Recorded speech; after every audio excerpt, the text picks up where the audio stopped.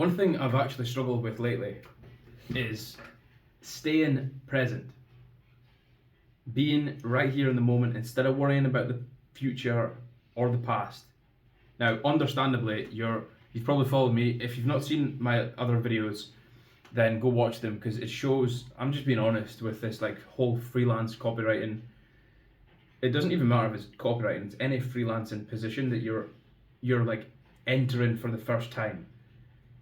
Most people will have the stress of clients leaving them and then thinking that the world is ending, and that like wondering like how it's even possible to get another client even though there's millions all over the place. And it's like, the thing that's started to click for me is the less you care, and I don't mean I don't care, but the less you think like, oh my days, like my life is ending, the less stress and the less cortisol levels in your body will be going crazy. Because that's what's happened for me the last week or two since like I got the news that I've lost my main paying client. Now I'm looking at the opportunities that are coming my way and I'm like, wait, if that didn't happen, maybe all these opportunities wouldn't have happened. Because I'm not going to go into too much details, but I've got some really exciting things happening. But I don't want to jinx them by giving away the deals before they're done. But I'm feeling good now. It's a roller coaster ride. So one thing I'm trying to do now is read books like this again more often. So Dr. Joe Dispenza. This book got a bit wet when I was traveling on a boat, so it looks a bit messed up. But Dr. Joe Dispenza is what a fascinating man. Honestly, fascinating man. Like, what he did is unbelievable.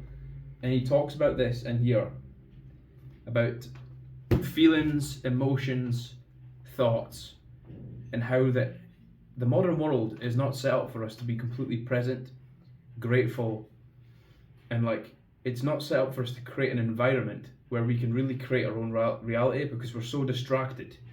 Like, think about it. The average person gets up in the morning, what's the first thing they do? I'm going to let you guess. It's look at their phone.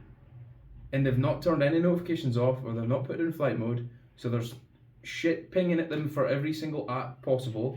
They're checking emails, checking Facebook, then they're getting in arguments in the comment section whilst they're lying there with their stinking breath. They're scrolling TikTok at 100 mile an hour until the last second they need to get up for their job that they can't be fucked with. Like, think how crazy it is. Like, humans are not designed to take in that much information and notifications that fast. If you're going to do it a couple hours after. Like, I try, going back to the point of this, being more present and grateful starts by not looking at your phone in the morning. Mine is on flight mode at night. And then I wake up in the morning and I don't look at it. I will usually immediately hydrate with electrolyte water, get in the cold shower, and maybe go for a walk. Like, that's typical. If not, I'll start watching a course or do some stretching. That's basically it. Like, and now I'm back to reading, which is important, because my brain goes at 100 mile an hour. So like, reading first thing in the morning is probably the best time. You got to figure that out for yourself. Like, when's the best time for you? And if I can't sleep, then I start reading at night as well. But the point is, don't look at your phone in the morning, because think of like all the notifications. It's like a stressor. Your cortisol spiking. It's especially if it's bad news. Like, or not even bad, just getting involved in bullshit on Twitter or something, like some stupid argument, like. And then the next thing most people do is go and immediately boil the kettle with some moldy instant coffee that's poison in them, instead of doing the thing that they're supposed to, which is, I guess caffeine's more of a stimulant. It's not doing much for you. Like, there's science that coffee beans is healthy if they're not sprayed with like mycotoxins and then left to be moldy in a store. Like, the coffee I drink is organic, it's non-moldy, and it's got none of the toxins, pesticides and stuff. You've got to be really careful with the coffee bean. And but the point is, going back to caffeine, if you just caffeinate immediately, you haven't hydrated your body.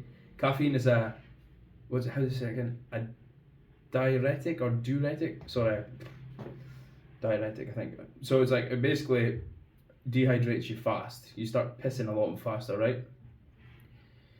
And if you've imagined the stress going through your body, you've just woke up, you've just stared at Twitter, you've got an argument with Karen on Facebook or Twitter, and then you're scrolling TikTok, 100 TikToks before you've got up. Then you've immediately boiled the kettle and you've not even hydrated or anything. Your body's stressed already. Your cortisol levels are through the roof. How is it possible to be present and think about your future and think about what it is you want in your life, or even be grateful for the stuff you've got in your life? Because you're walking about like a pulsing stress beam. Then you go into work and you're reactive and you're in traffic and you're going, ah.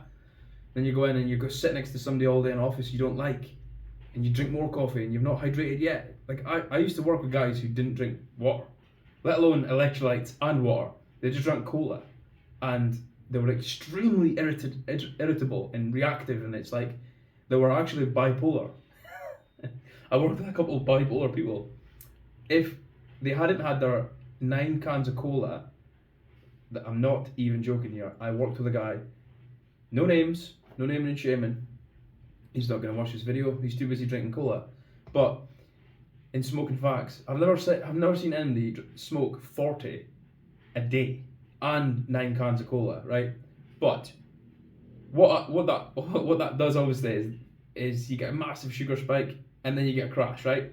But he was doing that multiple times a shift. Now we were working 12-hour night shifts on the rigs, so multiple times during that 12-hour shift, I saw him become a psychopath, and then 2 seconds later become your best friend. And I was like, mate, you're freaking me out. 1 minute you start to take my head off, like screaming, shouting at me, and the next you start to be like, oh mate, can you pass me that? I'm like, so just avoid being at a reactive stress beam at your work. Do everything you can to try and be more present. Like this is the thing I'm learning now is, why do you think, like, think about this, when you go to a birthday party or Christmas, or what's the other one? Yeah, like they're the main ones, right?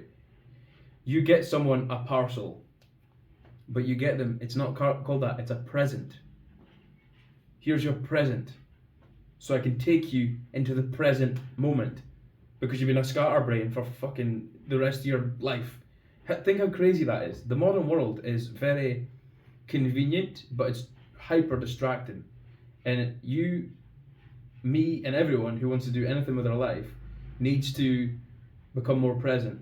Because I do like the idea of running away into the Scottish Highlands with no phone and diving in a loch, waking up and camping out and just like being present. Because our ancestors used to be just wake up to the beautiful smell of crystal clear Scottish air, and obviously they're trying to fight off fucking English and Vikings and Romans, obviously, but I'm just saying, just in general, your life was more present. Like, you just got the chance to be bored. If you were pretty good at hunting and stuff, like, imagine the time in the day where you're sitting watching TV or on your phone or eating, or just, they had time to be bored and appreciate nature and become one with just relax.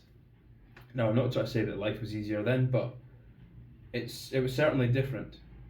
And if you could just be present more, and there's obviously things I'm learning how to do, like meditation. When you've got like an ADHD brain, it's quite hard to do meditation, I've found, because it's just, my mind is just like, and you can argue that's the reason why I need to do it, because it's like, I'll be thinking about one thing, and if you start speaking to me, my mind's on the next thing, and then I'm like, shit, what the fuck was I saying? Sorry, yeah. It's quite annoying actually, because there's like 8 different conversations going on in your brain at once. So I'm like that, right? I need to write for this client, but then I could outreach to that. And did they get back to me? Did he follow up? Did I follow up? I need to make some content. Actually, I need to post a video. Wait, I should maybe do a video. I don't know if you can relate, but my brain is like that. So I think it's important to just draw into the present with some meditation, or no digital stuff, just a pen and a notepad, and maybe some walks in nature, because like that's what we're supposed to be doing. We're not supposed to be inside all day on technology and working at jobs we hate, inside cubicles, or whatever job you do that's doing your nutting. And the people, if you're, so here, listen to this, right? If you're stressing yourself out with notifications and moldy caffeine, and you're not hydrating yourself and looking after yourself before you go into a hyper stressful situation, which is, for most people, their job, and it's usually stressful, not because the job's hard, just because the HR and like the politics and the Karens and the people at their work who are like they don't like, and then all the like work banter that's just brain rot and all that shit. That's gonna make you even more stressed. So like if you're not, it's like a double stressor. So the best thing you can do is start to become more present, do some meditation, don't look at your phone in the morning. That's the things I'm trying to practice. And when you've got like you're speaking to clients, potential clients, see, I've just remembered something I need to do. I need to send a Google Meeting link to my potential client for Monday. See what I mean? It's just like I could have wrote that down, but it's my ADHD brain just going nuts. So being more present. So if I guarantee if I start meditating now, I'll just be thinking about the fact that I've not sent that link. So another thing that I need to do, and you can maybe do this as well, is empty your brain onto paper. There is a quote, and I can't remember what it's called, but I'm not going to try and remember. It's like, alright, I'm going to try. A short pencil is better than a long mind. Something like that. So it's like, you're just imagine a massive long notepad in your brain. You're trying to remember all those things. No. Exchange that for a short pencil, because you've scribbled so much that pencils you need to sharpen it every 2 seconds. You've got all these things on paper instead of your brain. Do you know what I mean? I don't know where I heard that, but it makes sense. So yeah, I hope that helps you. I'm trying to be more present. The world's trying to distract us and take our power away from us.